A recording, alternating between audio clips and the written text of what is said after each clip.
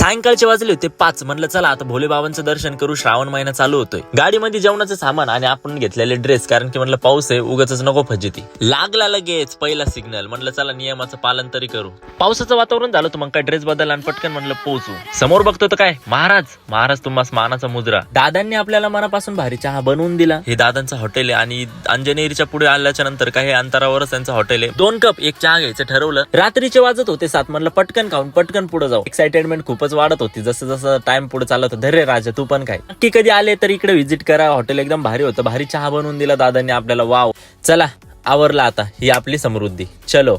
श्रावण महिन्यामधलं आज पहिलं समोर होतं आणि हर हर महादेव कमेंट करायला कोणीच विसरू नका. दिवसभरामधलं आज पहिलं दर्शन आपलं होणार आहे. ही गोष्ट आपल्यासाठी खूप मोठी आहे बरं का. हर हर महादेव. काही वेळच राहिलं होतं फक्त दरवाजा उघडण्यासाठी. वाट बघतच होतो कधी उघडतो. पहिलं दर्शन आपलं होणार आहे.